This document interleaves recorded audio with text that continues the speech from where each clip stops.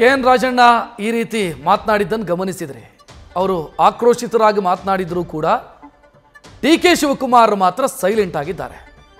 ಎಐಸಿಸಿಯನ್ನು ಡಿ.ಕೆ. ಶಿವಕುಮಾರ್ ದುರ್ಬಳಕೆ ಮಾಡ್ತಿದ್ದಾರೆ ಅಂತ ಕೆ.ಎನ್. ರಾಜಣ್ಣ ಹೇಳಿರೋದು. ಆ ಪ್ರಶ್ನೆಯನ್ನು ಡಿ.ಕೆ. ಶಿವಕುಮಾರ್ ಮುಂದೆ ಇಟ್ಟರೆ ನೋ ಆನ್ಸರ್, ಉತ್ತರ ಕೊಟ್ಟಿಲ್ಲ ಡಿ.ಕೆ. ಶಿವಕುಮಾರ್. ಆ ಬಗ್ಗೆ ಚರ್ಚೆ ಬೇಡ ಅಂತ ಕೇರಳ ಟೂರ್ನ ಕತೆ ಹೇಳಿದ್ದಾರೆ ಡಿ.ಕೆ. ಶಿ. ಕೇರಳದಲ್ಲಿ ಭಾಷಣ ಮಾಡಿ ಬಂದು ಆನಂತರ ಮಾತನಾಡ್ತೀನಿ ಇದಕ್ಕೆ ಅಂತ ಡಿ.ಕೆ. ಶಿವಕುಮಾರ್ ಮಾತನಾಡಿದ್ದಾರೆ. ಎಐಸಿಸಿ ನಾಯಕರ ಹೆಸರನ್ನ ನೀವು ದುರುಪಯೋಗ ಮಾಡ್ಕೋಬೇಡಿ ಅಂತ ಹೇಳಿದ್ದಾರೆ ಸರ್. ರಾಜನ್ ಅವರು ಹೇಳಿದ್ದಾರೆ ಎಚ್ಚರಿಕೆಗೆಲ್ಲ ಬಗ್ಗಲ್ಲ, ನಾನು ಎಚ್ಚರಿಕೆ ನಡೆಯಲ್ಲ, ನಾನು ಎಐಸಿಸಿ ಹೆಸರು ಅವ್ರು ದುರ್ಬಳಕೆ ಮಾಡ್ಕೊಳ್ಳೋದು ಬೇಡ, ಚರ್ಚೆ ಬೇಡ. ಈಗ ಒಂದು ನಾನು ಕೇರಳಕ್ಕೆ ಹೋಗ್ತಾ ಇದ್ದೀನಿ. ಕೇರಳದ ನಮ್ಮ ಪಾರ್ಟಿ ಪ್ರೋಗ್ರಾಮ್ ಇದೆ. ನಾಳೆ ಆಲ್ ಇಂಡಿಯಾ ಮಿನಿಸ್ಟರ್ಸ್ ಕಾನ್ಫರೆನ್ಸು ರಾಜಸ್ಥಾನದಲ್ಲಿದೆ.